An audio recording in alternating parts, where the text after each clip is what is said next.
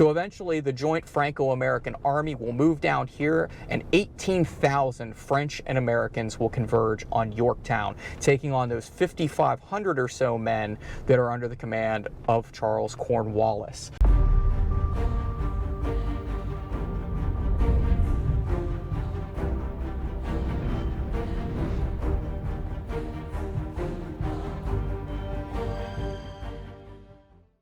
Hello everybody, and welcome to Yorktown Battlefield and to Colonial National Historical Park. I'm Kris White with the American Battlefield Trust, and I'm excited today to take you around the Yorktown Battlefield, one of the iconic battlefields of the American Revolution.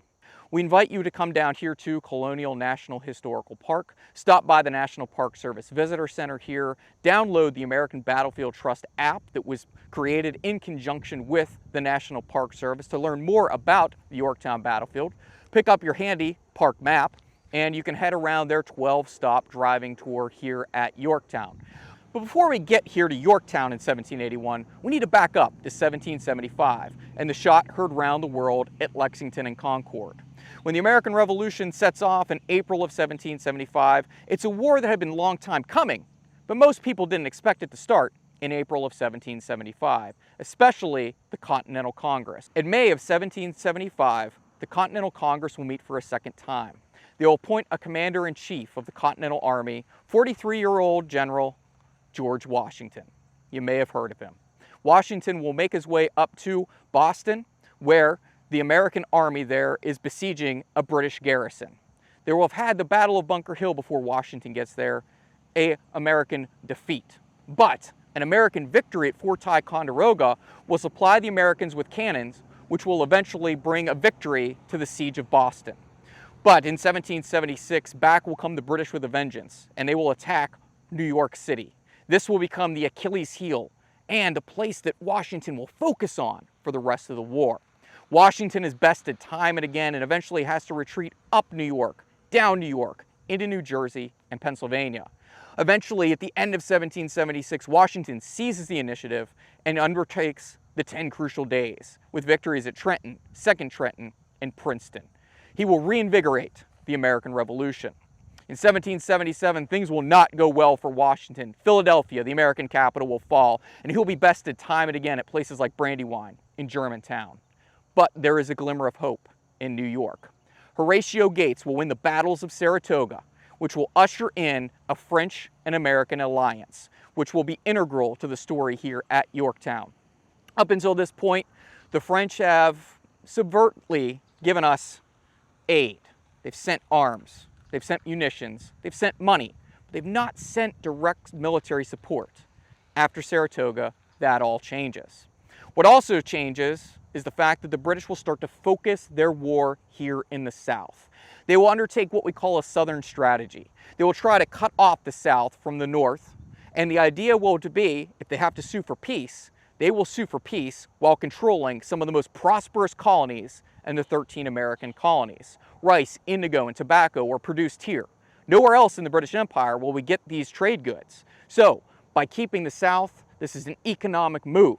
It's also a strategic move to take the war down into places like Georgia, South Carolina, North Carolina, and here into Virginia. Eventually, the principal commander in the South, a man named Charles the Earl Cornwallis, will move from Wilmington, North Carolina, up into Virginia.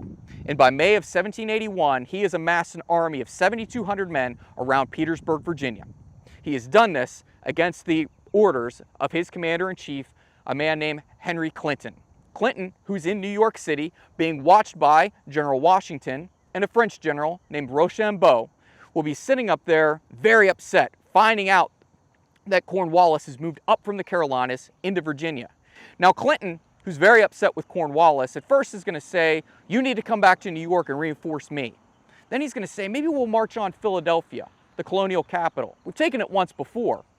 No, you're going to stay in Virginia and you're going to establish a deep water port, because the projection of power for the British will be the British Royal Navy. Where are we going to create a port? Right here at Yorktown. So Charles Cornwallis, after ravaging Virginia, will move down the Virginia Peninsula between the York and the James River on a small sliver of land, ending up here at Yorktown. So what we're going to do is we're going to follow in the footsteps of Cornwallis. Rochambeau, and George Washington.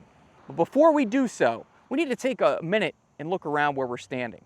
We're in Colonial National Historical Park. We're in their Yorktown unit. And behind me, you might notice a sign that's right in front of some large mounds. Those are earthen fortifications that would have been here in 1781. They would not have been as impressive at that time because there are two sieges here at Yorktown. One in 1781 and another in 1862 during the American Civil War. Technically, we were behind the British lines in 1781, and in 1862, we're standing behind the Confederate lines. They would have been manned by 15,000 Confederates, commanded by a man named John Magruder, Prince John Magruder, as he's nicknamed. So, without further ado, let's jump in the car and let's explore Colonial National Historical Park and Yorktown Battlefield. All right, so we have jumped in the car and we're going to tour around the Yorktown Battlefield. And as we go around, we're actually not following the traditional tour route. There are 12 tour stops here if you'd like to take the traditional driving tour here at Yorktown. Again, grab your map at the Visitor Center. We're going to drive past that right now, but we're going to hit the road as we go down into town and then out onto the battlefield. So as we drive down into this direction, you'll see in front of us the Visitor Center. The Yorktown Battlefield has a Visitor Center here run by the National Park Service. You can stop in there, you can purchase some books. They have a great bookstore. They have a nice museum. Restrooms, always the important thing on any battlefield tour that you go on. And you can also meet a ranger, ask them questions, pick up that park map, and then head out onto the battlefield like we're doing. So we're driving along the backside of the British lines in 1781. 1862, this would have been behind the Confederate lines. Remember, we had two sieges at Yorktown. We're focusing on that 1781 siege between Charles Cornwallis, General Rochambeau, and General George Washington. Now I'm going to swing to the right here just for a moment. This will put us onto the battlefield tour, but as you look ahead, you might see through the trees an interpretive sign that's talking about the Tobacco Road. Tobacco was a very important commodity here in Virginia in the 16 and 1700s, and that Tobacco Road down through there is where a lot of the plantation owners as well as their slaves are going to bring their hogsheads of tobacco and roll them down the Tobacco Road. If you take a walk down the Tobacco Road today, you'll notice it's very, very deep. It's because it's very well worn from the 1600s all the way up to today. Now, Yorktown itself was founded in 1691. The main reason is that the British wanted to get money through their ports, so they established a port here at Yorktown. One of the reasons they do that is because the York River, which we'll see here in just a few minutes, actually narrows at a place called Gloucester Point. And down at that point, it's about a half mile between Yorktown and Gloucester Point. So it's a natural choke point on the river. So you can actually put a deep water port into here, as well as putting in a customs house that we'll see here in just a few moments. So we're at the very edge of Yorktown as we drive down through here. We're actually driving up towards Secretary Nelson's house. Secretary Thomas Nelson was one of the secretaries, one of the royal councils here in Virginia. He's one of the wealthiest landowners in the Yorktown area. His house no longer exists. It was actually devastated by the war here in 1781. This will give you an idea of where his house sat. We have a historical interpretive marker in front of us that was placed here in the 1930s, and the outline of his house is actually marked by what looks like some cement. This is going to be Charles Cornwallis's headquarters while he's here, and it's a natural target when the French and the Americans start bombarding Yorktown itself, because it's a large house, a Georgian-style house, meaning it is from the Georgian period of King George I through King George IV. And those types of homes are actually kind of denoted with a very balanced look. If you have two windows on one side, you need to have two windows on another side. Very balanced look. And that's a very famous architectural style here in Virginia. But Secretary Nelson will be in this house. Charles Cornwallis will be here when the bombardments open on October 9th and October 10th, and shells start falling into this area. A shell will actually crash through Secretary Nelson's house, go right through the living room, and unfortunately kill one of his slaves who was standing inside of that room. Eventually, Cornwallis will, with withdraw from here, go to what is called a grotto by some people, but it's probably down along the Tobacco Road. We would call it a bunker today, where his military aides will carve something out for him to go in and take cover during the bombardment. At least 15,000 shells will be thrown into Yorktown during the bombardment and the siege here by the Franco-American Army. So that's a rendition of what Secretary Nelson's house would look like. He was here in 1781. He's 65 years old, who will eventually on October 10th be taken from the British lines by his nephew, also named Thomas, but he is known as Thomas Nelson Jr. We'll see his house here in just a few minutes. And Thomas Nelson Jr. is a very, very important man we'll talk about. On the right-hand side, you'll see some open ground, but you'll also see a lot of bamboo. That's an invasive species here in Yorktown, so this would not have been here in 1781. That is an invasive species. 486 yards off to your right is that visitor center we just came from, and in front of you will be the Victory Monument here at Yorktown. We're going to come back here, finish off our tour at the 96-foot tall monument to victory and to the Franco-American Alliance here at Yorktown. You're looking into downtown Yorktown. In 1691, when this town is founded, it is a growing town. By 1750, we have about 1,800 people living here in Yorktown. By the time of the siege, we're not exactly sure how many people would have stuck around. We know some people have fled to the countryside or up towards Richmond, but we know that in 1790 there were less than 700 people living here. Fast forward to 1862-63, the Federal and Confederate armies come through here, through Yorktown, and that is going to devastate this small town. And again, another tragedy will hit this town in 1814. There's a great conflagration, a fire that will sweep through here. Now we're driving down along one of the city parks. Obviously this was not here at the time of the American Revolution, but this will give you an idea of what the York River looks like. It's a wide river, deep water port. This is why we would establish a port here for the British in 1691. Now 27 miles as the crow flies down this river is the opening to the Chesapeake Bay and then the opening to the Atlantic Ocean. One of the very key components of George Washington and Rochambeau's strategy in 1781 is the fact that they need French naval assistance. Coming up in August, on August 5th of 1781, will be Comte de Grasse with 29 ships of the line and 4 frigates. Comte de Grasse will employ Virginia pilots to bring them up the smuggler's route here to Yorktown. He will arrive outside of Yorktown, 27 miles away, at a place we will call the Virginia Capes. Now, there's a little treachery on the French part at this moment, because George Washington, remember, he's up around New York City. He's focused on New York City. But what's going to happen? He decides that he wants to attack New York. Rochambeau, 56 years old. He is a veteran of the War of Austrian Succession, 8 years long, and then the 7 Years' War that took place from 1756 to 1763. He is a veteran soldier born in the Loire Valley of France. Rochambeau is going to have a little treachery. He decides that New York is not the place to attack. He wants to move on Cornwallis here at Yorktown.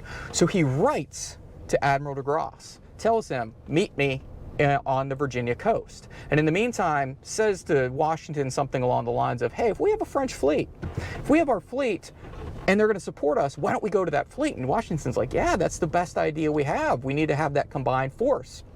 Well, Rochambeau says, well, they're not coming to New York. Let's go to Virginia. And that's what's going to happen. George Washington will move down here towards Virginia. Another Frenchman will be aiding him, the famous 23-year-old at the time, Marquis de Lafayette, one of his favorite generals, one of Washington's favorite generals. He has been campaigning through Virginia and fighting places like Green Spring. He'll also be down here with Mad Anthony Wayne. But he is like the terrier, as Lafayette says, and Cornwallis is like the bull, and he's kind of keeping his attention down here and keeping him down in Virginia, while all at the same time, Lafayette, who will turn 24 years old in the midst of the Yorktown battle, is going to be sending word back to Washington and keeping him apprised of what Cornwallis is up to.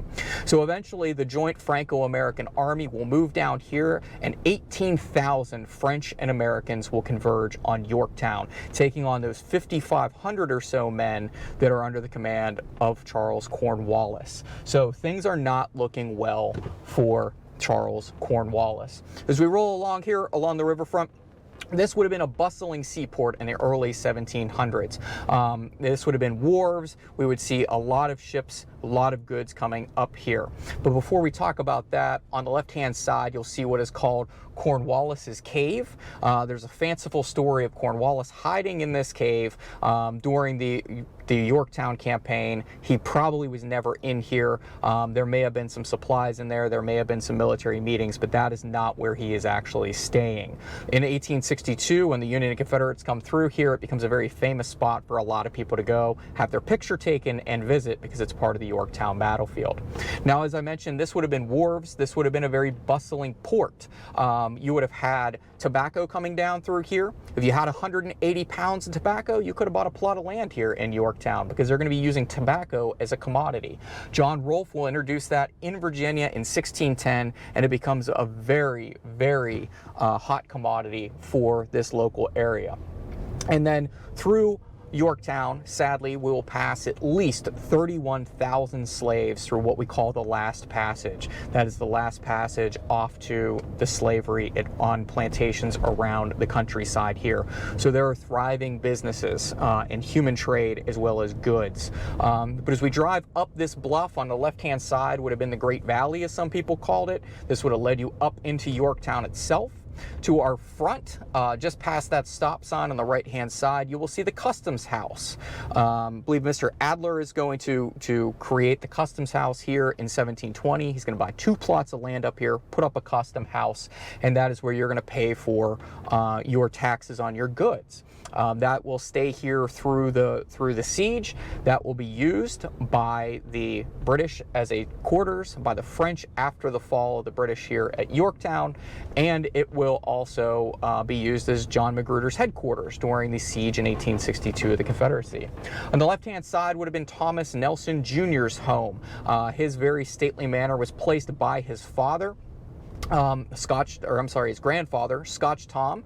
Scotch Tom came here in 1705, builds his house circa 1720, turns it over to his son William. William passes away, and it now becomes the inheritance of Thomas Nelson, and he's given the unofficial title of Junior, so he is broken apart from his uncle who's living down the street. So you know the two of them apart. Tom Nelson Jr., he's a signer of the Declaration of Independence, and he is here at Yorktown commanding the Virginia militia, nearly 3,500 men under his command. He inherited a substantial amount of wealth when his father and grandfather passed away, 400 slaves, 20,000 plus acres, and 30,000 pounds sterling. Today, that's 4.7 million pounds sterling. So as we turn down this road, we're heading back towards the battlefield. I encourage you to take a drive through Yorktown itself, go down to the Waterman's Museum, head to the other side of town, and you can take a look at the American Revolution Museum here at Yorktown. You can see one of the French memorials placed in 1989, and you can also see the Fusiliers Redoubt. We'll talk about the Fusiliers Redoubt here in just a few moments. It's part of Cornwallis's outer line of defenses here at Yorktown.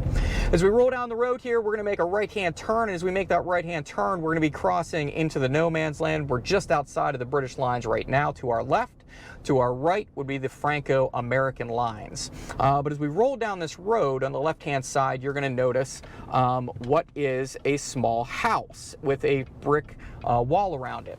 That is Yorktown National Cemetery. It was not here at the time of the Revolutionary War. This is a Civil War era cemetery placed in 1866 for soldiers who fought along the Virginia Peninsula up to Richmond. More than 2,200 soldiers are buried here. Only 747 of them are known.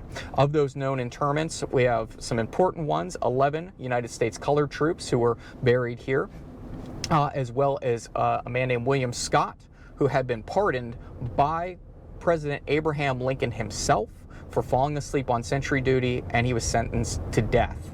He's pardoned, but dies of disease here on the peninsula in April of 1862.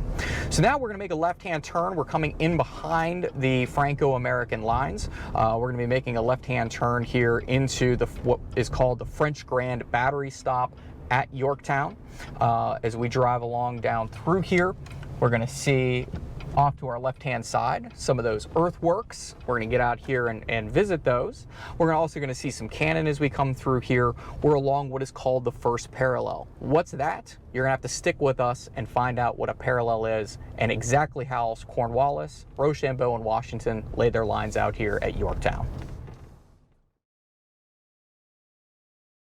Hey there everybody, we really hope you're enjoying our tour of Yorktown. Real quick, we just want to make sure you guys are aware of our other driving tour offerings. We of course have our tour of Gettysburg with Garry Adelman. Our good friend Tim Smith of the West is featured on our Shiloh tour. And our brand new tour of Chickamauga as well as the Chattanooga National Cemetery features Dave Powell. We also have 2 shorter driving tours from our 160th anniversary series, as Garry and Kris bring you around the Day 1 portion of Gettysburg, and a bevy of guests break down Stonewall Jackson's flank march at Chancellorsville. Links to all these videos can be found in the description. So with that, we'll head back to Yorktown with Kris and Dan. Enjoy. All right, so we're back out onto the battlefield. We've jumped out of the car. We are out here behind the Franco-American lines. Actually, we're right behind basically the right flank of the French army here at Yorktown. Now, we're going to take a walk over to the earthworks, but keep in mind, most of the action here at Yorktown is going to take place south and east of the town. The main reason because of that is topography. Off to my right, off to the west, will be York Creek, which is muddy, marshy, very wide. It is not optimal for military maneuvers. But over on this side of Yorktown, on the southeast side, we're going to have much more open fields. This is going to make it a lot easier for us to move our armies. Now, when Cornwallis decides to create a military base here at Yorktown, one of the reasons he does so is because of a deep water port. He needs that naval support. So to get that naval support, he is going to utilize that port. But out here on the battlefield, he is going to start building fortifications. The fortifications we see behind us, those low mounds, are not original to this battlefield, nor are they British. But the British had 2 lines of defense. One is known as the outer line of defense, one is the inner. We left the inner line of defense when we were around the visitor center at our first tour stop. Now the outer line of defense will actually be up on Gloucester Point, across the river from where we are. He'll have fortifications out there, and then he will also have fortifications along a few different points of his line. On his right, and protecting the roads leading into Yorktown, you will have the Fusiliers Redoubt. That's out by the American Revolution Museum here at Yorktown. That was created by the 23rd Royal Welsh Fusiliers. That's why it has the name Fusiliers. That is one of the lone attacks that will take place here at Yorktown. 3 of them actually, in fact, will take place upon that redoubt over on the west side of the town. The French will not be able to dislodge their British opponents there. September 30th will be the fiercest attack that will take place there. But other redoubts are placed along the line. One is called the Untouched Redoubt, 2 more at a place called Pigeon Hill, and then 2 more that we will visit off to my left and on the other side of these lines, known as Redoubts 9 and 10. Redoubts 9 and 10 will anchor the left flank of the British forward defenses. We will move out to the Pigeon Hill, untouched, finally down to the Fusiliers Redoubt. And then of course across the river about a half mile we will have Gloucester Point. That will be fortified as well. Then we will have an inner line of defense. That inner line of defense is just about a mile long, and it is going to arc around and basically through the southwest end of the town of Yorktown and double back on the river. Remember, you don't want your enemy to get in behind you. You also have to protect those ships that might be coming up the river. So redoubt number 10 that we'll visit later on had some cannon facing out across the water so that you could create crossfire, and there'll be more coming in from Gloucester Point. So if any boats come up into this area, that's what you're going to see. Now, siege warfare is something new to the Americans because we don't have an engineering school here in the United States. In fact, in 1802, we get our first engineering school, and that's the United States Military Academy at West Point. Above and beyond, at the first few decades at West Point, you were not really trained to be as much a military officer as you were trained to be an engineer. So the French are going to help us in that engineering department. And when the armies arrive here around September 28th, they are going to decide that they're going to undertake siege operations. To do so, they're going to start sending their engineers out, and through October 1st through the 5th, they're going to start laying out the siege line, putting out white picket, or putting out pine fence rails and mapping the area. This is one of the original maps that we have here. We'll get you a better view or version of this later on, but it's made by Lieutenant Louis Alexander Berthier. For you Napoleon fans, that is his future chief of staff, and he becomes a Marshal of France, and he'll die right before Waterloo in 1815. But he is here helping to map out this area. Those French engineers were trained, some of them originally, by a man named Sebastien Vauban. He was Louis XIV's engineer. He made some of the best fortifications in the world, passes down his knowledge. So by the time the French come here, they know what they're doing with siege warfare. One of the things that they are going to do is see that Cornwallis has stuck himself into a corner. So how are we going to get there? What we are going to do, if we're going to be reading the writings of Sebastien Vauban, we're going to set up 3 different parallels. But here, in fact, we're only going to use 2. The first parallel is roughly 1,000 yards from the British main line. And what you do is exactly what the name implies. You are going to build a parallel line which will arc around the British lines here at Yorktown. The idea is we're going to set those lines up, and then we are going to place artillery. We have 131 cannon here if we're the Allies, and we're going to start bombarding Yorktown and its defenses. Eventually, we'll move forward to a second parallel, creep closer. How do we do that? We put zigzag lines moving forward. Don't put a straight line towards the enemy. One cannonball can bounce right down that straight line or that trench, and it could take out many of your men. So you'll make these zigzag lines and make another parallel roughly 400 yards away from the British lines. We'll drive past that here in a little while. So these siege lines are going to be very, very important. So from the 1st through the 5th, the French are going to lay them out. They're going to put pine boards out here marking where they're supposed to go. On the 6th, we are going to send men out here. 1,500 workers will start digging a line that is 10 feet wide, 4 feet deep. It becomes very impressive after some time. And then about 2,800 men will move forward into the no man's land to protect those men who are building our fortifications. So that's the idea here. We're going to have a forward line protecting us. We'll build these fortifications. We're slowly going to strangle the British here at Yorktown. So let's walk over top of our earthworks here and take a look at some of the cannon that would have been employed here at Yorktown. So if you come out to Yorktown, I encourage you to get out of the car if you're able to move around the battlefield, download that American Battlefield Trust app that we made in conjunction with the National Park Service here at Yorktown, and check out some of the cool items that we have here. So this is a few different type of cannon here on the battlefield. Now the French, again, have an advantage. Sebastien Vauban, he wrote the book on building fortifications. They have another guy named Jean-Pierre Gribeauval, who is actually another man who comes up with some innovations in military, and that's the artillery. He is going to make it so we can make artillery more mobile, put them into batteries together so that they work well together. Before this, one artillery tube could weigh like 20,000 pounds. So that's not very mobile. He finds ways to make the cannons smaller in the process and make them more mobile. He's just one of the innovators that we will see. Another man is named Gustavus Adolphus. He does the same thing. He is the lion in the north. He's a Swede. So what we're going to look at here is a mortar. A mortar is one of the most ancient type of cannon that we have here. These are going to be marked on their bore, their mouth diameter. So we would have different ones, 8-inch, 10-inch, 13 inches here. And the idea of a mortar is that you are going to lob a shell up and over. Now, you can fire a shell that's going to go up, over, and explode. But if you want to try to break up fortifications, what you're going to do is let Mother Nature work with you. You're going to come out here, you're going to load this cannon. You're going to put your ball down into here. You can put your elevating wedge here, because this is going to adjust your trajectory, kind of rudimentary with your trajectory. When you fire this, all of the pressure is basically going to go down into the ground, so you don't have to reset it like you normally do a cannon on wheels, which we'll see here in a second. But once you fire this ball into the air, it's going to go up, it's going to apex, and then Mother Nature and gravity is going to bring that ball down to Earth. And that's a lot of ways how you're going to break up these fortifications using gravity.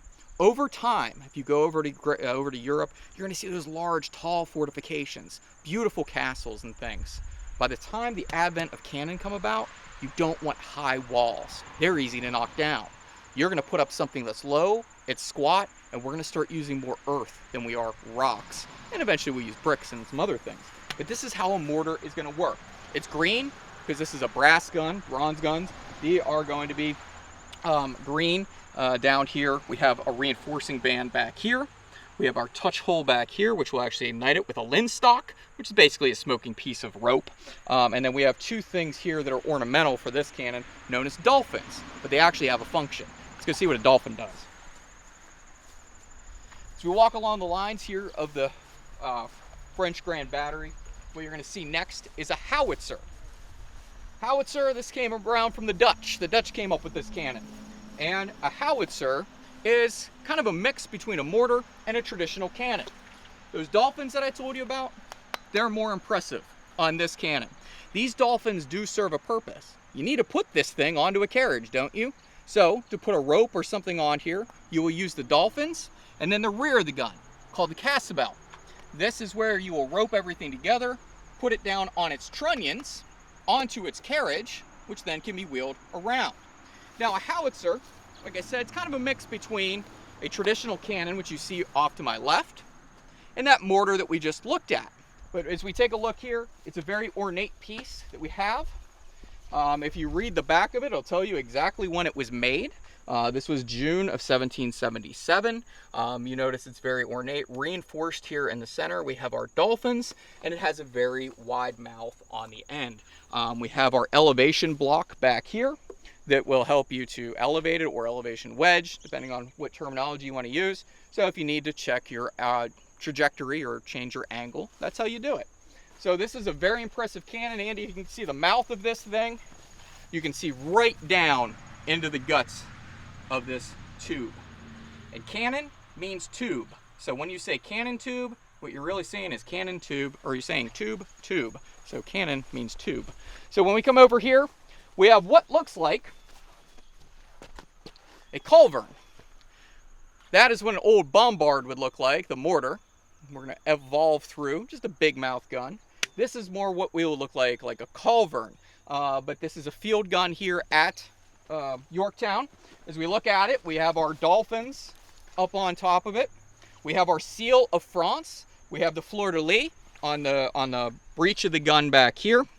Our vent hole has been screwed shut, so no one can put anything on here, and you can read all about it. This is Strasbourg. This is where it was made. This is out in Alsace-Lorraine region of France, and this is going to be your cassabel in the back. This will help you put it down, but also absorb some of that firepower that's coming back whenever this gun recoils. And this gun will fire on a more flat trajectory. These are one of the cannons that most people think about when you think of the Revolutionary War.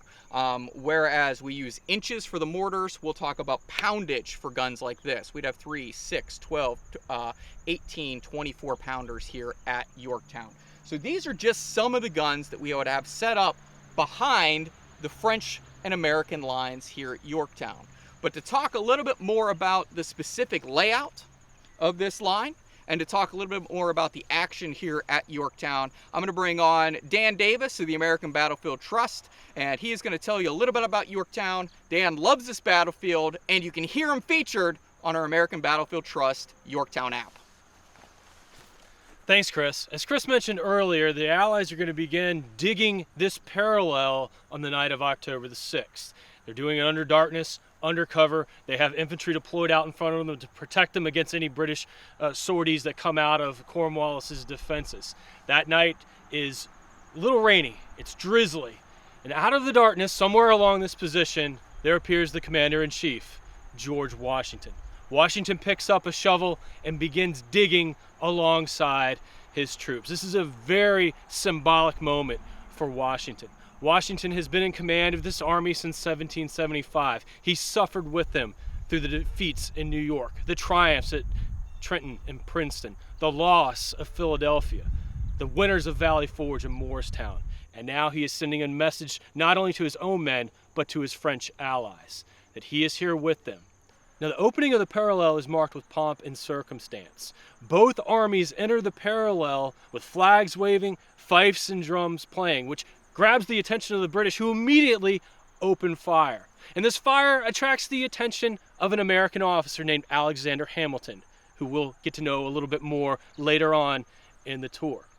Hamilton decides, in the midst of this British artillery barrage, to put his battalion of soldiers up on top of the earthworks. And through the midst of the British shells coming in, he puts them through the manual of arms. This further incites the British, who redouble their artillery barrage. Now we're standing in what is known as the Grand French Battery. This is the largest artillery complex that either army will construct here during the siege of Yorktown. It consists actually of 5 different batteries that are connected by communication trenches. There's about 30 cannons placed in this battery, mortars, 16-pounders, 24-pounders. It's so large that when the artillery barrage opens up from the Allies on October the 9th, this complex still isn't ready. This complex will finally open and pound away at Cornwallis's position about 1,000 yards away on October the 10th.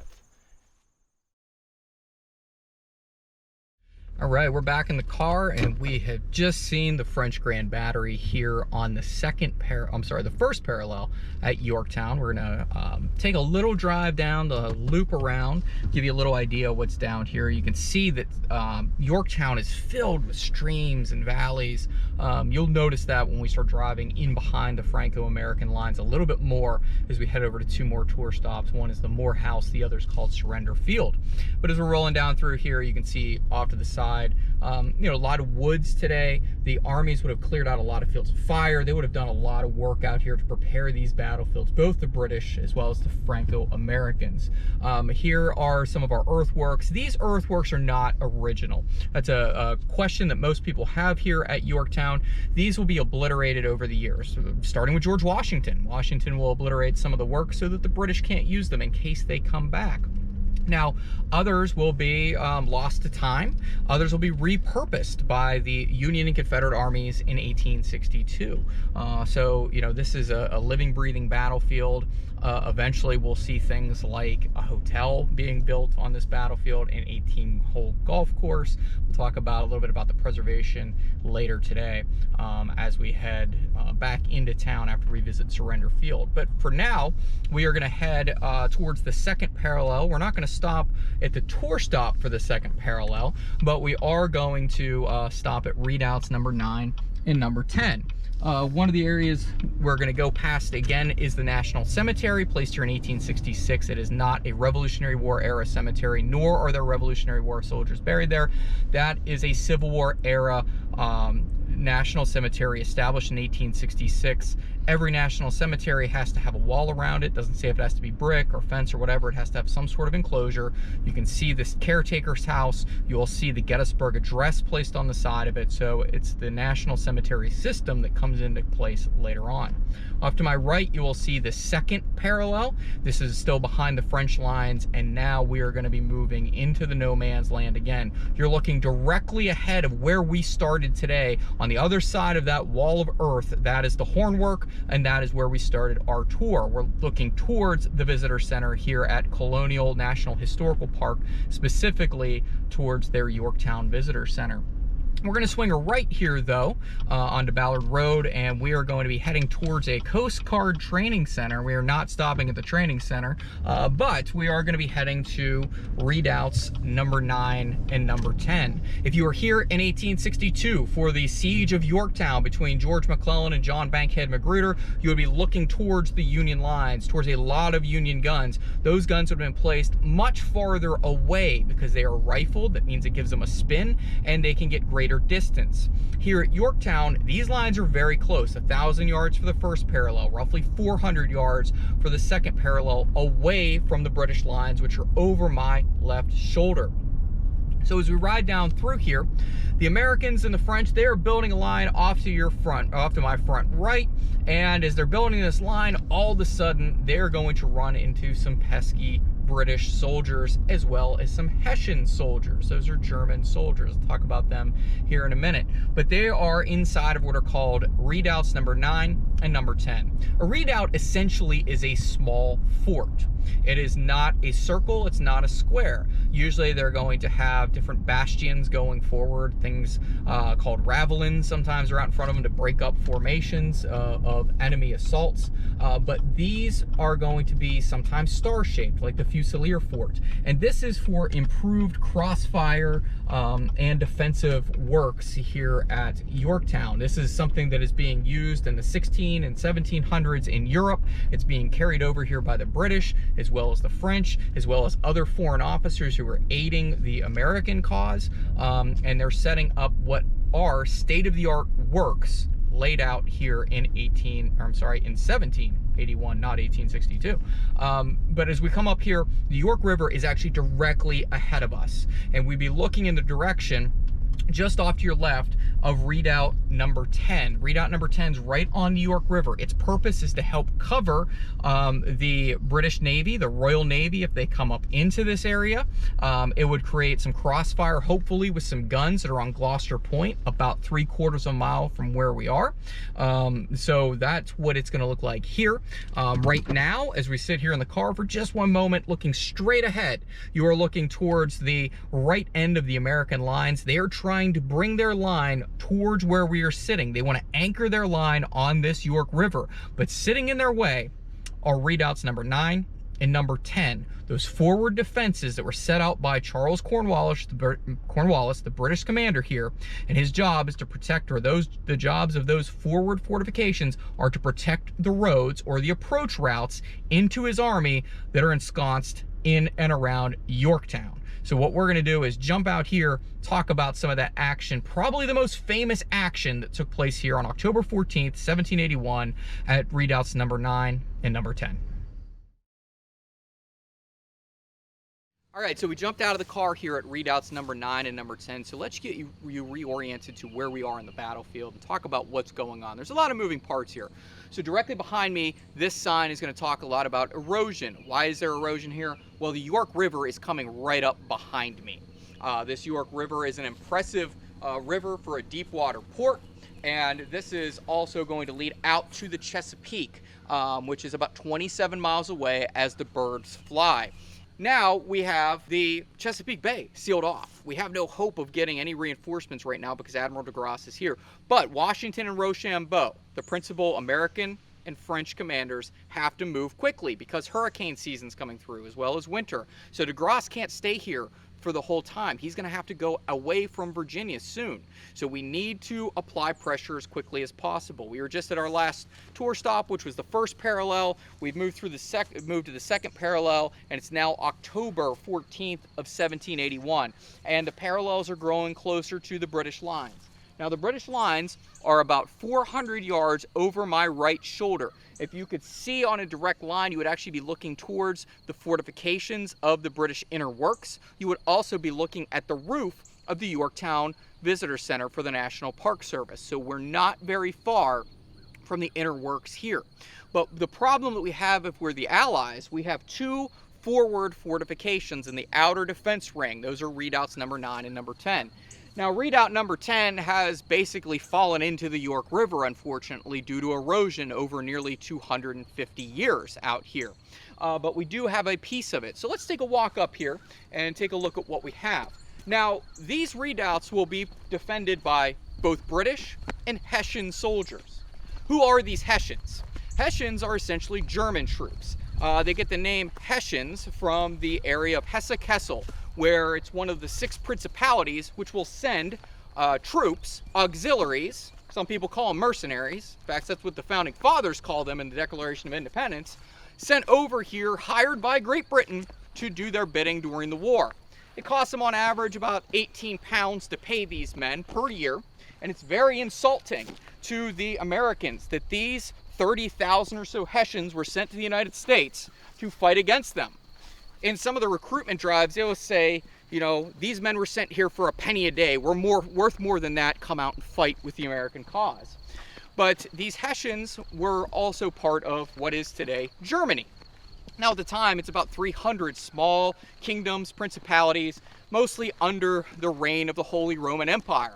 The Holy Roman Empire was neither holy, nor was it Roman, nor was it an empire. But that's what we're going to call it. And they are going to come out here and help to man some of these fortifications.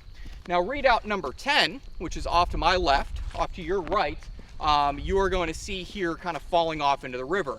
Now this was rebuilt, reconstructed, like many of the works here in the 1930s by a group called the Civilian Conservation Corps. The CCC, as they are known, is a Great Depression era's works program that gets workers back out into the workforce. Usually for $1 a day, they're going to come out here, build fortifications like this, build park roads, build visitor centers, and they're going to do a lot of great work for the infrastructure of the early National Park Service. It's an idea from Franklin Delano Roosevelt. These men are going to learn skills. They're also going to be able to go to school and do a lot of different things. But out here, they're going to do an archaeological dig and then rebuild what they can of number 10, redoubt number 10. And you'll see coming out the front of it a term known as frays. These are basically pointed sticks. This is something to break up infantry formations. Think about the American Civil War, think about the American Revolution. Think about the Napoleonic Wars. Men fight shoulder to shoulder, so you want to break them up as much as possible. So one of the ways to do so is putting those frays out front, those pointed sticks that'll help break it up and make it more difficult to climb down in and climb up that 8-foot high embankment that they would probably going up and over. You would also have, embankment out in front. You'd have all kinds of different things. I'm not going to bore you with terms, but this would be part of the outer defense line.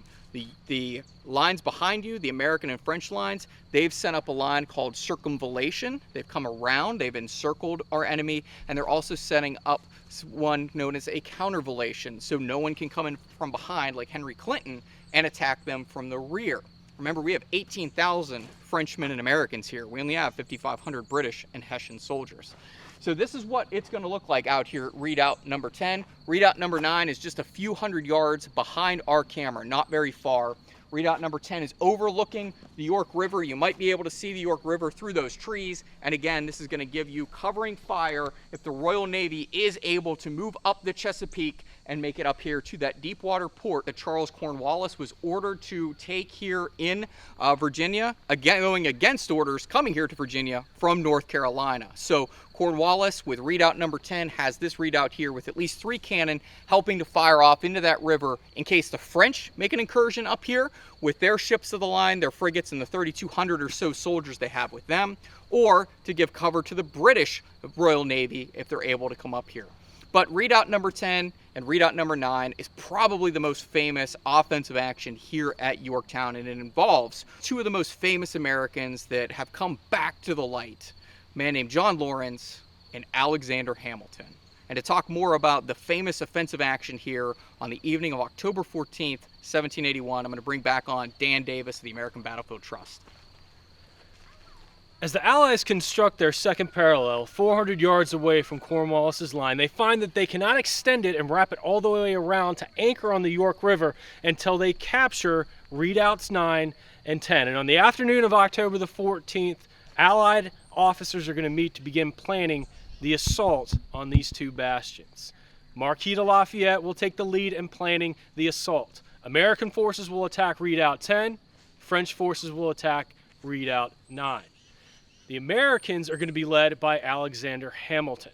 Hamilton had longed to make his mark on the battlefield. He'd been a long time and trusted officer, a member of Washington's military family. And the Yorktown campaign gives him his first opportunity at field command. Hamilton is miffed, however. He's the officer of the day. He believes that he should be leading the attack, not Jean Jamet, a battalion commander under Lafayette, who's a seasoned officer and a good friend of the Marquis.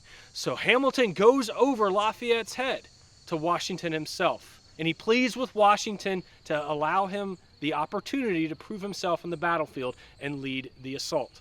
Washington assents, and Hamilton begins making preparations for the attack. 3 battalions of American infantry will make the assault just after darkness falls on the night of October the 14th. The men will advance with their muskets unloaded but bayonets fixed. The idea is to get across the open ground as quickly as they can without incurring many casualties, and then take the redoubt at the point of the bayonet. Among them, and if Andy would like to step over to the sign here at the redoubt, where you get an excellent painting of Hamilton, or what he would have looked like during the Yorktown campaign. And you also see to the left, my right, an image of a black soldier from the Rhode Island Regiment. The Rhode Island Regiment had a number of black soldiers serving in its ranks. It was an integrated unit. In fact, Yorktown will be the last time that the American Army will fight as an integrated unit until the Korean War, beginning in 1950. Prior to the attack, Washington addressed the Americans. Captain Stephen Olney of the Rhode Island Regiment wrote later that Washington implored his men to act the part of firm and brave soldiers. 2 cannon shots fired around 7 o'clock that evening will be the signal for the attack. As they approach, the British rise up and open fire, and then the Americans surge forward. Jean Jamet's battalion moving forward, supported by Nicholas Fish's battalion. They surge through the abattis, past the sappers and the engineers, and up into the redoubt. It is said that Lieutenant John Mansfield from Connecticut, along with 20 of his men, are the first to enter Redoubt 10. There's going to be a brief period of hand-to-hand combat. As the engagement is taking place in the redoubt, John Lorenz will lead his battalion around to the left, getting between Redoubt 10 and the main British position to block off any attempted British retreat and to seal off Redoubt 10 for the Americans. And in less than 30 minutes, Hamilton has had his moment of glory and he's captured Redoubt 10. And here, standing to my right, is a marker dedicated in 1925 to commemorate the efforts of the Americans in capturing Redoubt 10.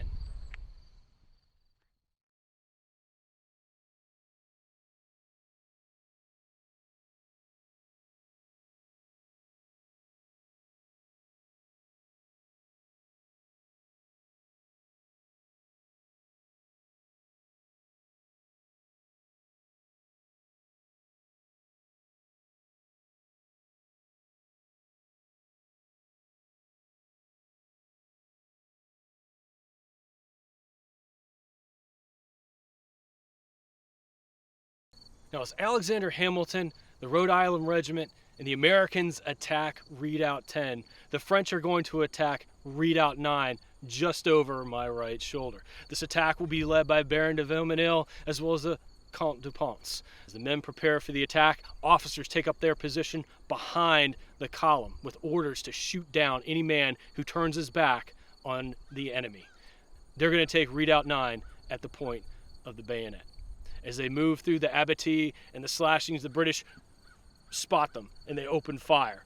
The Frenchmen surge forward through the slashings, through the phrasing, and up over and into Redoubt 9.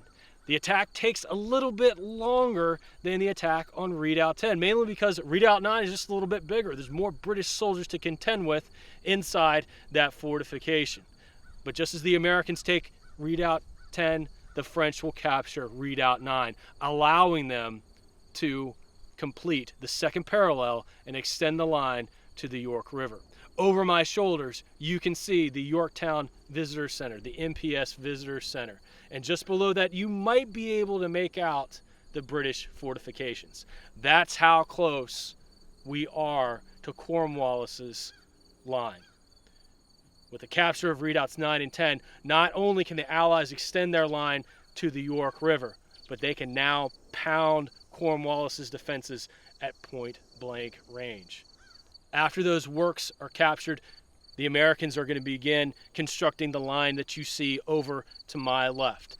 The second Grand American Battery, firing again directly into the British position. It's important to delineate that this is the second American Grand Battery here at Yorktown. The first was built off in the distance to my left, and it is from the first American Grand Battery that Washington will ceremoniously fire the first American cannon here at Yorktown on the afternoon of October the 9th of 1781. With the second parallel complete, the guns in position, 58 total, Cornwallis is running out of time. So a lot of people are going to be drawn naturally when you get out of the cars to fortifications as well as cannon. Everyone loves cannon, but what you're looking at back here look like ship's guns, but those are actually rampart guns. These are fixed fortification guns that are on a carriage that are tough to move around. So you would actually have a firing platform for them, and then you would have embrasures to fire through. You don't exactly see those here because the works have been thrown up. Again, these are reconstructed works. And if you come down here to Yorktown, you'll be able to explore them yourselves. Please stay off of the earthworks. Please walk only on paths designated by the National Park Service. But you'll also be able to see the frays out front. You'll notice that they look like logs from this distance. But if you get up close to them, they are rebar and concrete painted to look like wood so that they will stay out here and last longer. No, they were not using rebar and concrete here in 1781, but they were using those in the 1930s with the Civilian Conservation Corps as they are improving the battlefield for you to come out here for your visitor experience. So let's take a very quick walk through Redoubt number 9, and we'll head back to the car.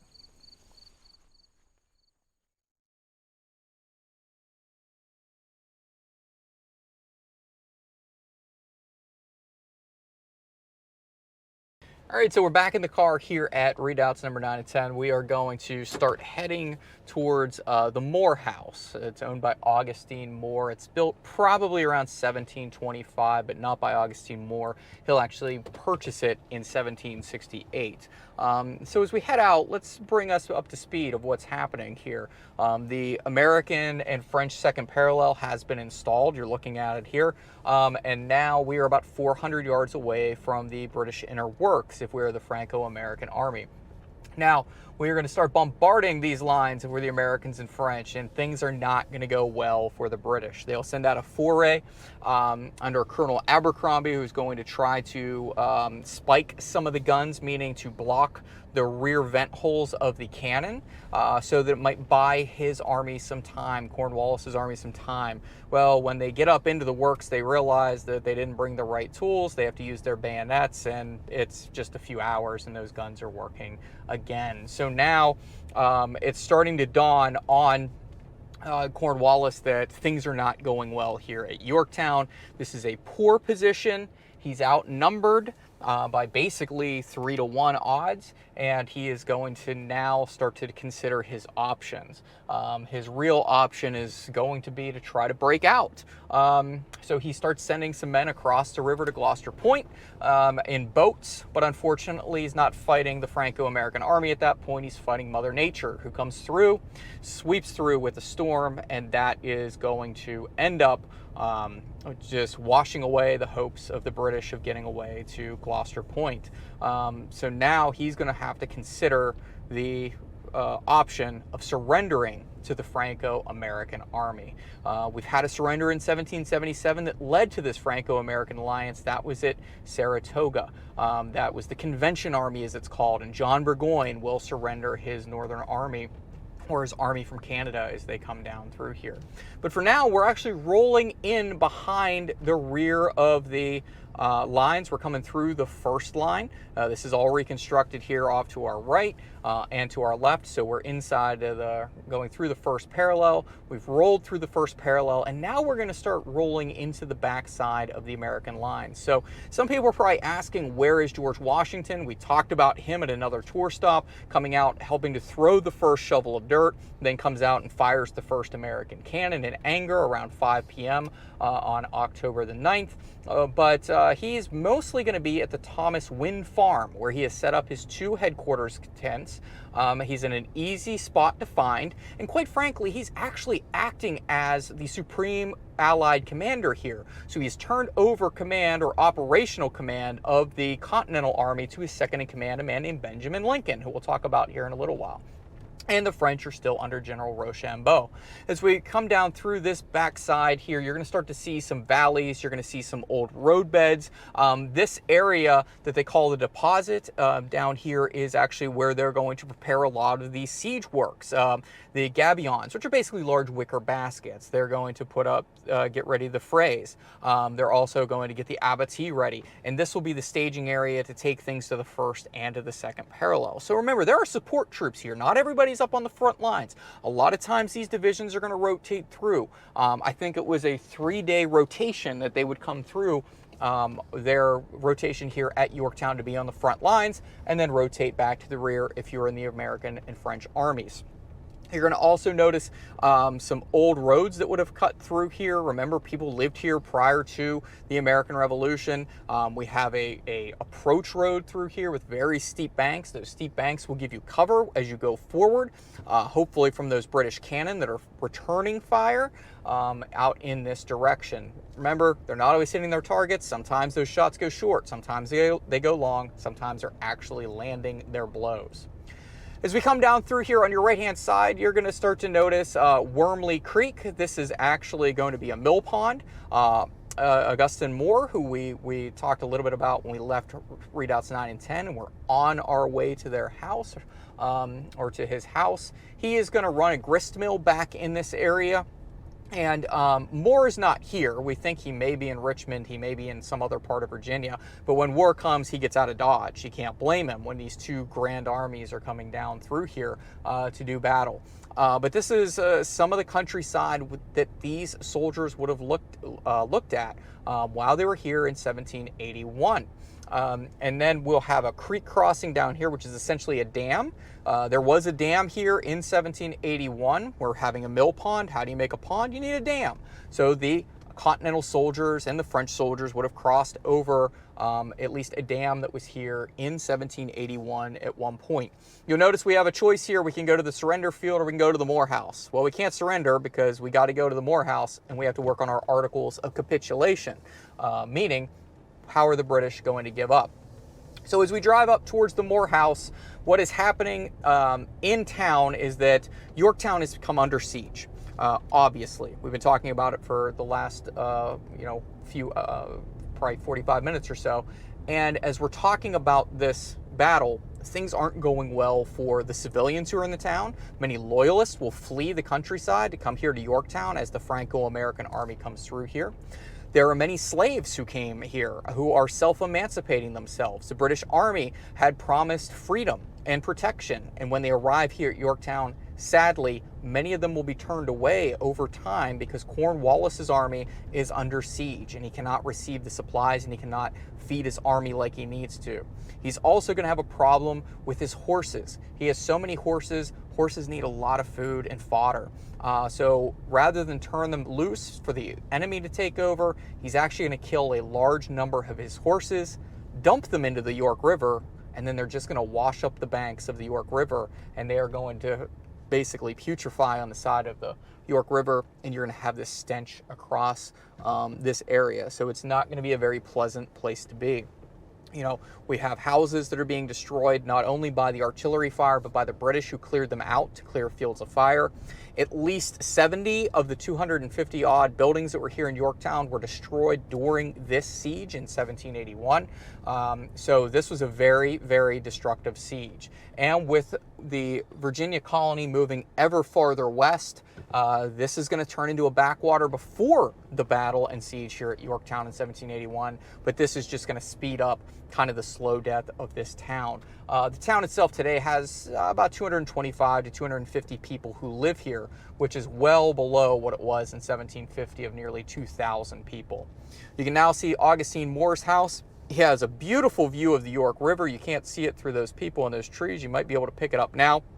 But this is the Moore House. This is where Charles Cornwallis suggests that the armies get together, or emissaries of the two armies get together to discuss terms of surrender.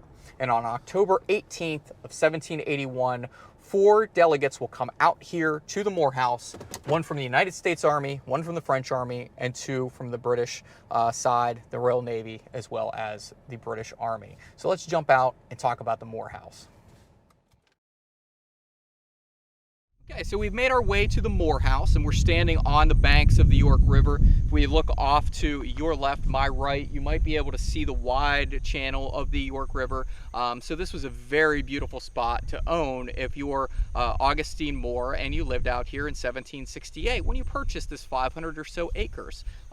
You can see the family cemetery over here under the shade of the trees. So this is a very nice setting. Now, we're about a mile away from Yorktown, from downtown Yorktown. So this would have actually been behind the American lines here at Yorktown. So Cornwallis, when he decides that he's about to surrender, we have to come up with terms of surrender. So that means we have to sit down and parlay with the French and the Americans. To do this, we need an optimal place to do so. The Americans probably aren't going to allow you into their lines because you might have sent someone in there, look around, see what's going on, and then take information back to your British side, or vice versa if you're the British. Plus, you probably don't want to host anyone in this town that has been under bombardment for so long. So Cornwallis actually suggests the Morehouse. Let's take a walk up to it. The Morehouse, as I mentioned earlier, was built around 1725, and Augustine Moore will purchase it, or Augustine Moore will purchase it in 1768. When he purchases the house, he gets about 500 acres out here. As I mentioned, as we drove over here, we saw a grist mill, or the pond for a grist mill. And this would have been a large working plantation out here. Now, when Cornwallis decides to come out here, there's no one living here at the time. Moore is actually probably somewhere in Richmond or elsewhere. But this house is actually going to witness two separate sieges. This is where we'll have the Articles of Capitulation, which Dan Davis will talk about here in just a moment, between Cornwallis, Washington, and Rochambeau. None of those men were actually here for those surrender proceedings, or those parlay proceedings. But this house will actually be stuck between Confederate and Union lines in 1862 because the Union guns had a far greater reach out towards Yorktown when they come here in April of 1862, and the Confederates have established their line around the Warwick-York River line. So we have this house that was here.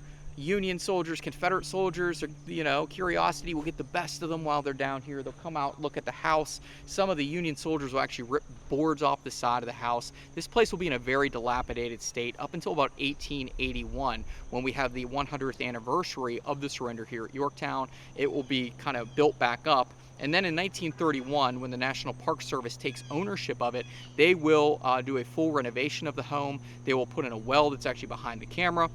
They're going to put in an ice house as well as a summer kitchen, and bring it back to what it would look like in the 1780s. So what you see here today, much of the building material is not from the time period because a lot of it literally walked away with Union and Confederate soldiers. So here at the Morehouse, you would have had a beautiful setting for these delegates to come in, sit down, and start talking about these articles of surrender, the articles of capitulation. By the end, there will be 14 different articles that will outline how the surrender proceedings will go here. And something that is actually going to influence it a lot was a May 1780 surrender of the garrison at Charleston, the American garrison at Charleston, commanded by Benjamin Lincoln. The British, as it were, set up their own failure here in 1781 because of some of their actions down in Charleston in the Southern Theater. And to talk more about what happened here with those articles of capitulation, we're going to bring on Dan Davis. Meeting here at the Augustine Morehouse from the British side is one of Cornwallis' staff officers, a fellow named Alexander Ross, and an infantry officer named Thomas Dundas. Washington sends John Lorenz, fresh off of participating in the assault on Redoubt 10 just a few days earlier, and for the French, Rochambeau is going to send the Viscount de Noailles. A major sticking point to the negotiations is how the British will formally surrender the post at Yorktown. Now, in May of 1780, as Kris mentioned, Major General Benjamin Lincoln, the American commander at Charleston, surrendered and was not accorded the honors of war. Benjamin Lincoln is here, paroled and now serving as Washington's second in command. Finally, the British relent and the negotiations come to an end. Early in the morning of October the 19th, Cornwallis, along with Captain Thomas Simmons of the British Navy, will sign the accords for the British. The articles of capitulation will be sent through the lines. They'll be signed by Washington, as well as the Comte de Barras for the French Navy, and the Comte de Rochambeau, the commander of the French Army. Now let's head to the car and check out where the British actually surrendered. Okay, so we're back in the car and we are heading over to the surrender field. We're leaving the Augustine Morehouse. As we head out here, we're actually going to head back into the back side of the American lines, explore a little bit about what's back there. But if you get a chance to come down to the Morehouse, I encourage you to take a walk around outside. You know, you can see these beautiful grounds out here, and we're about a mile or so as the crow flies from the Yorktown itself. So here we're going to come up to our stop sign, make a left. We're actually going to go away from the York River. The York River's off to our right, and we're going to be heading off onto the Park Tour Road. Keep in mind, we're not exactly following the Park Tour today. We are skipping stops. There are places where you can go. You can get into the French lines. You can get into the untouched redoubt, which is the only redoubt that is not reconstructed here along the British lines. It was one of the approach roads that would have come in. You could go to the untouched redoubt, see that. You can also go off to see where Washington had his headquarters at the Wind Farm. Not much to see there, so that's why we're gonna skip out on those. But we're gonna make our way across the battlefield. Keep in mind as you're driving along here, when you do come here yourself, and we encourage you to do so, that some of these roads are fairly busy. There's gonna be some heavy traffic from time to time. Yorktown itself, the courthouse is down in Yorktown. There's an active military base off to my left right now. So this is a very active area. We're crossing some non-park roads onto park roads and vice versa. So do keep that in mind. Now we're entering back into the woods. You're going to start to notice we're going to go into some valleys. We're going to come back up and out of those valleys, so you can see an idea of what the topography was like here. Now, for the Americans and for the French, this gives them cover and concealment to help build their fortifications. You'll start building those gabions, the fascines, and other items, and move those forward up to the lines whenever you start actually digging those parallel trenches, which are being laid out by French engineers. Remember, we don't have an engineering school here in the United States just yet, so we're relying on our allies to help us to lay out these lines. As we come down here, we're going to actually cross over the dam, and this is going to take us in and across Wormley Pond. As we go across Wormley Pond, we're actually going to get onto one of the old roads. You're going to notice just how steep and narrow it is. And this is actually going to be skirting along the backside of some of the American encampments. So it's a beautiful area down through here. The sign off to our left says the Wear of Centuries. Remember, people had settled in this area in the 1600s. Those are Europeans, but before that we'll have Native Americans in this area. So this would have been a very, very busy place, especially when the European settlers come through here. Look at how deep this road cut is as we drive up through here. Really neat, gives you an idea of the history, kind of like a tree rings. This is kind of like the tree rings for a road as we drive up into the backside of the American lines. Now, we would have had encampments galore. Remember, we're not going to have all of our troops up on the front line at once. We need to protect our rear. We need to have men taking rests. We need to have a good line of men moving forward and back. There's a lot of back-breaking labor taking place as they're building these fortifications. So the encampment sites, and specifically these different areas that they're going to encamp in, are vital to the Americans and the French. In fact, we helped to preserve part of the French encampment site, about 49 acres. The American Battlefield Trust helped to preserve here at Yorktown. This sign here is showing the American encampment, and this just shows you tourists aren't always looking when you're driving out here, so be careful when you are driving. This shows you a little bit about the American encampment here. We will actually be driving up into what will be the division of Benjamin Lincoln. Benjamin Lincoln's 48 years old, Massachusetts native, and he's seen a lot of this war. Benjamin Lincoln is an overweight narcoleptic who can fall asleep at the drop of a hat. But he has been the second in command of Horatio Gates at the battles of Saratoga. Actually arrived after the first battle, but he's there for the battle for Bemis Heights. He's also going to be involved in the siege of Savannah, which was just a debacle. then he will be the one who surrenders the largest American force during the Revolutionary War at Charleston. In fact, for you Civil War buffs, that's the largest surrender of American forces until Harper's Ferry in September of 1862, then followed by the Marine and Army surrender at Corregidor in 1942. So Benjamin Lincoln's talked about on that sign, he is operationally in charge of the American Army here, but he would have a division of New Yorkers, Rhode Islanders, and other troops from the Northeast under his command when he arrived here. Remember Washington? He's acting as our supreme Allied commander. Think of him as our Dwight Eisenhower here on the battlefield. So this would have been a large encampment site for the American forces. French would be about a mile in front of us or so in their encampment. Now we'd be crossing over between divisions to another American force, but commanded by a Frenchman named the Marquis de Lafayette. The Marquis de Lafayette has a very, very long name. If you want to go and read his entire name, I'm not going to read it to you at this point. We might put it on the screen.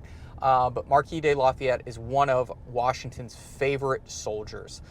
He is 23 years old when this campaign kicks off. He turns 24 in the midst of the campaign, and he is a very, very vital young man. He is going to go on and be in his own revolution in France later on, and he's going to help write the Declarations of Rights of Man.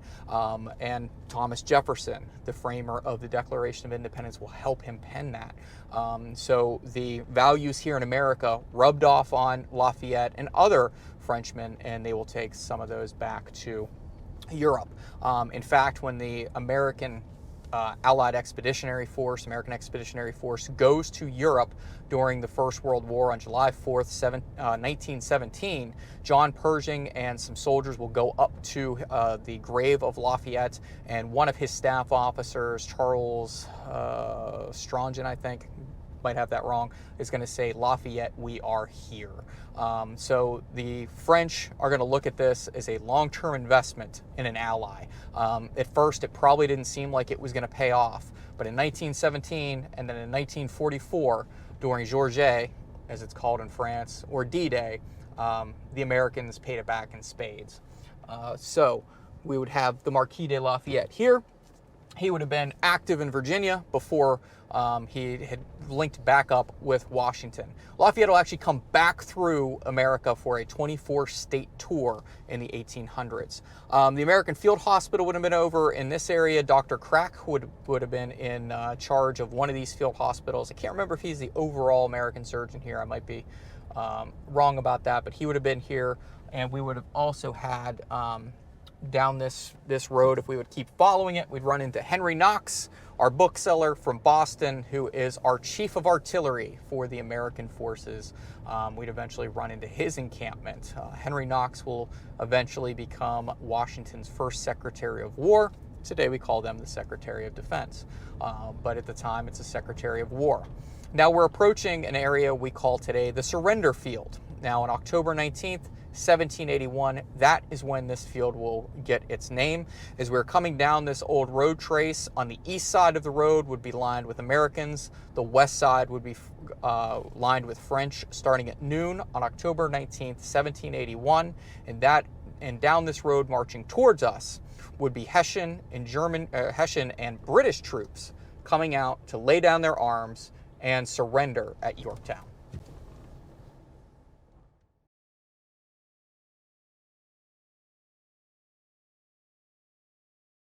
So we're standing out at Surrender Field. We've made our way from the Morehouse. We've cut behind the American lines, and now we've arrived here at Surrender Field.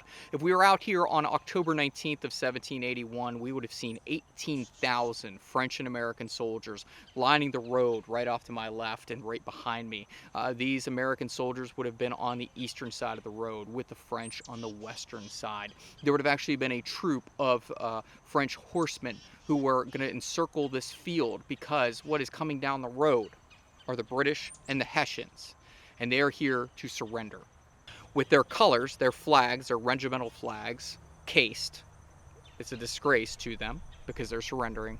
And then coming down here to some sort of a tune. It's not allowed to be a military tune. It could have been the tune, The World Turned Upside Down, We don't know if it was true. A myth grew up around this song, but it's a great story nonetheless.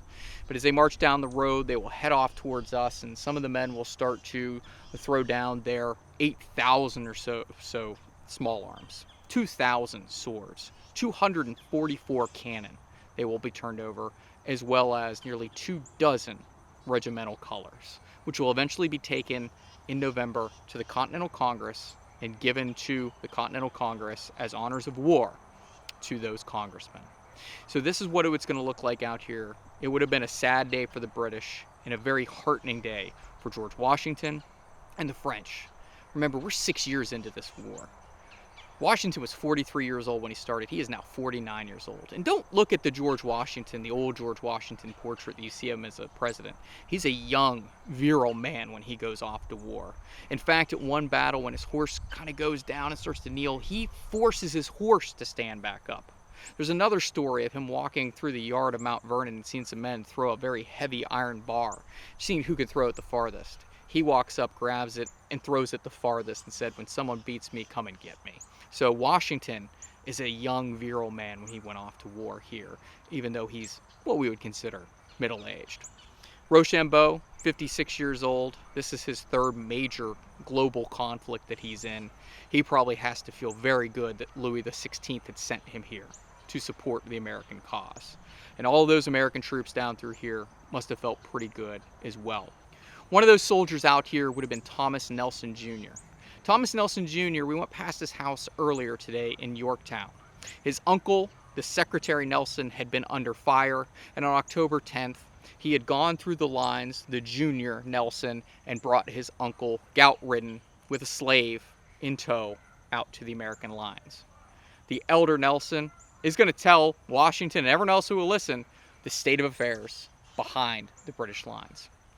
But Thomas Nelson Jr., one of the signers of the Declaration of Independence, is out here in charge of the Virginia militia, nearly 3,500 men, the largest contingent in the Continental Army.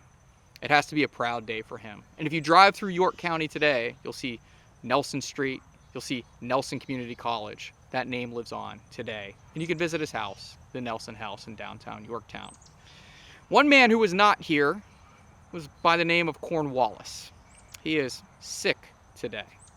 And he is going to send out here 42-year-old Charles O'Hara. O'Hara had come to the American War in 1778 and had served at places like Guilford Courthouse. Today, it's his job to surrender the British forces here at Yorktown to the Americans and to the French. And neither Washington or Rochambeau are going to like the fact that Cornwallis didn't show up. He didn't man up, as we would say today, and come out here and surrender his army. But to talk more about that, I'm going to bring back on Dan Davis with the American Battlefield Trust to talk us through these surrender ceremonies. As we talked about at our last stop, the humiliation of the American surrender at Charleston is still fresh in the memory of Washington and his second-in-command, Benjamin Lincoln, who had surrendered that army at Charleston to the British the previous spring.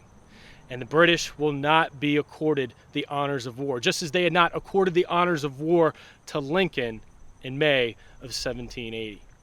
What does that mean? That means that the British will not be paroled, unlike John Burgoyne's army that surrendered at Saratoga back in 1777. They will not be sent back to England. They will be marched to points north and remain in North America as prisoners of war. As Kris mentioned, they will emerge from their fortifications with their colors cased. As O'Hara rides down the road, he refuses to acknowledge Washington and the Continental Army. Instead, he rides over to formally surrender his sword to Comte de Rochambeau. Instead, Rochambeau points across the road to Washington. O'Hara turns his horse to ride to Washington, but Washington must have been seething at that moment. O'Hara had slighted him. He had not recognized him as the true Allied commander. Washington has tried all his life to control a volatile temper, and today he will control it. He refuses to accept O'Hara's sword as a token of surrender. Washington will only accept the surrender of Cornwallis himself, not his second-in-command. And Washington directs O'Hara to his own second-in-command, Benjamin Lincoln.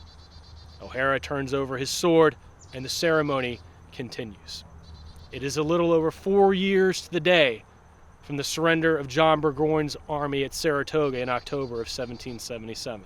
And in just 4 years, 2 British armies have surrendered here in North America. It will take a little over a month for this news to reach London. And when it travels across the ocean, it will hit that British city like a clap of thunder. Thanks, Dan. If you get a chance to come out to the Yorktown Battlefield, and we encourage you to download the Yorktown Battle app that we developed at the American Battlefield Trust with our partners at the National Park Service. Download it for free. Come on out here, learn more about this battlefield. And if you get a chance to stop by Surrender Field, we're actually parked at the end of the road here, but the main parking area is off to my right, and you might be able to make out over my shoulder a small brick building, which was not here at the time of the American Revolution. But that brick building actually overlooks Surrender Field, and when you go inside, you can press a button, listen to a very, very loud audio program, and you can learn more about this site while you're out here. And then as you exit the building, you'll come down through a spiral, and as you go through, you'll see some of the 244 cannon that were captured here at Yorktown. How do you know that they were captured here or surrendered here at Yorktown? Just read the barrel. It says it right on there that they were surrendered at Yorktown to the American Army. As you make your way past the cannon and back to the parking area, take a look to your left and your right. You'll notice some very large fortifications. In fact, that interpretive building is placed on top of some of those earthworks. They are not from the 1781 siege, they are from the 1862 siege. And you can see just how impressive those Civil War works were.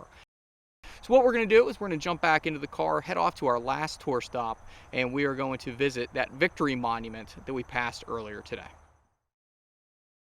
Okay, so we'll be leaving Surrender Field here, and we're heading back towards Yorktown. We're actually going to go into the town itself, and we're going to revisit the Victory Monument. We drove past it today. It was near the Nelson houses. There were 2 Nelson houses here at the time of the war. One is going to be shelled heavily and basically going to be uninhabitable. The other one still stands today, owned by the National Park Service. Much of the brick and woodwork in that house is actually original. So in the days that followed Yorktown, we're going to start sending word if we're George Washington up to the Continental Congress in Philadelphia. Tench Tillman, one of his aides, makes a dash as quickly as possible to get up to Congress and tell them. By October 24th, he's up in Philadelphia telling them about the story of Yorktown. There's celebrations that take place down through here. And within 10 days of the surrender, Congress is saying, we need to put up a memorial or a monument to this.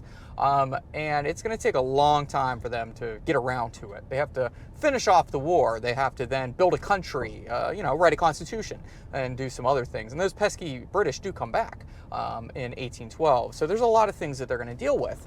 But 150 years later, there is going to be a park here in 1931, and we're actually driving through what was Colonial National Monument. Eventually it turns into Colonial National Historical Park in 1936. But the park's founded in 1930, and in 1931 they have a big to-do to celebrate the 150th anniversary of what happened here.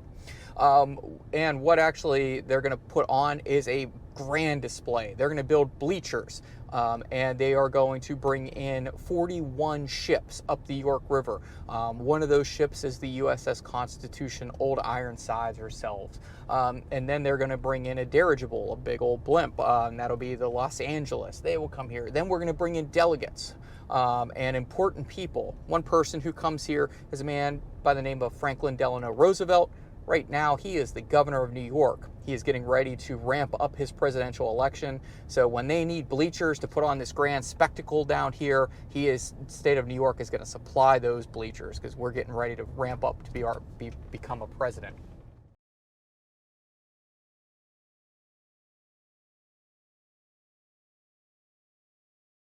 Maybe 150,000 spectators came out for this. So it was an impressive display.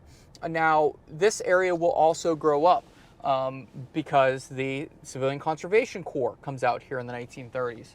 But in 1863, a town actually popped up on the side, or sprung up on this side of Yorktown, and it's known as Slabtown.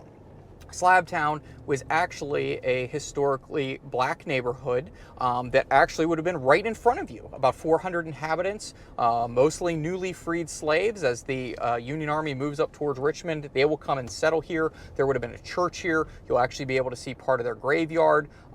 There would have been houses. These houses were eventually purchased by the National Park Service, and this was turned into a battlefield site. So you might see the graveyard off to your left from Shiloh Church, Shiloh Baptist Church, that was here as part of Slabtown. Why do they call it Slabtown? We're not exactly sure, but during the Civil War in 1863, when the town is founded, there were a lot of slabs of lumber around here, so they think that might be why they call it Slabtown. So this is an ever-evolving battlefield. You would have actually been looking at an 18-hole golf course at one point. Then there would have been a grand plan for a hotel that started to be constructed almost nearly in front of you. This thing was going to be massive. I think it's the Yorktown Manor Hotel it was called. This thing would have been huge. They start building it, but it never becomes completed. And it's eventually taken down. But the Park Service will come in here, the Civilian Conservation Corps will come in here, and they're going to do a lot of work to bring Yorktown back to its former grandeur and to prepare it for visitors to the National Park Service site. So we are heading down back into Yorktown. We're not going to go all the way down into the town itself. We're on Zweibrücken Road as we come down through here, named after one of the Hessian officers who would have served here. And as we come down here, just to remind you, on your right-hand side, 486 yards from where we are, is the National Park Service Visitor Center. There's Secretary Nelson's house site. We were here earlier this morning. We pulled off as we looked here. And then in front of us will be the York River, Gloucester Point, and of course, the Victory Monument. The Victory Monument, its cornerstone will be laid by Freemasons in 1881. It is an impressive 96-foot high monument here to the Franco-American Alliance and their ultimate victory during the American Revolution. And what we're going to do is stop and pop out of the car and talk about the Victory Monument and close out our tour. So we're standing near the Victory Monument here at Yorktown. We would have just been inside of the city limits in 1781. We're behind the main British lines, and the town itself will be occupied after the battle and the siege here by French and American troops. In fact, the French are just down the street at the Customs House, using that as a barracks. And, you know, this American Revolution is not over. Most people are going to end it on October 19th of 1781, but really, there's a lot more that is going to happen. And I'll bring Dan Davis on here to talk about a few things, but remember, we still have to have word to get back across the pond, as it were, the Atlantic, to London to find out what's going on. Lord North, the Prime Minister, is going to exclaim something along the lines of, "Good God, it's all lost." And everyone in Europe is going to start to see the writing on the wall, except for King George III, who is really going to decide that he needs to keep pushing this war forward. But most of his ministers and many members of Parliament do not feel the same way. But there are still campaigns to undertake. There are still armies out in the field all the way up into late 1783. So let me bring Dan back on, talk a little bit more about that. As we talked about at our last stop, the news of Cornwallis' surrender arrives in late November of 1781 and sends shockwaves through the whole of London. Within just a few weeks, in early December, Parliament votes to suspend all offensive operations in North America. In February of 1782, the Secretary of State for the American Colonies, Lord George Germain, resigns from his post. He's followed a little over a month later by the Prime Minister, Lord North. Both sides will appoint emissaries to negotiate a treaty to end the American Revolution. But the armies are still in the field. Nathaniel Greene is still in South Carolina. Greene's going to oversee a campaign actually led by Mad Anthony Wayne that will secure Georgia and retake the city of Savannah. Greene himself will bottle the British up in Charleston, which will be evacuated in December of 1782. George Washington, after this campaign, returns to New York. The British will finally evacuate New York in November of 1783. And in the Treaty of Paris of 1783, the two sides will negotiate an end to the American Revolution, effectively creating the United States of America. And now I'm going to bring Kris back on to talk about the Victory Monument here at Yorktown. So victory wasn't possible without some of the characters that were here, the 18,000 plus Franco-American army. And just to wrap up a few of their stories, I think you know some of them well, like George Washington, who will go on to become the first president of the United States. Henry Knox, who becomes the first Secretary of War. But some of the others you may not know. Comte de Grasse, who helped to secure the victory at the Virginia Capes, actually goes on in April of 1782 to lose a battle to Samuel Hood, and eventually he is captured by the British and put in front of King George III himself.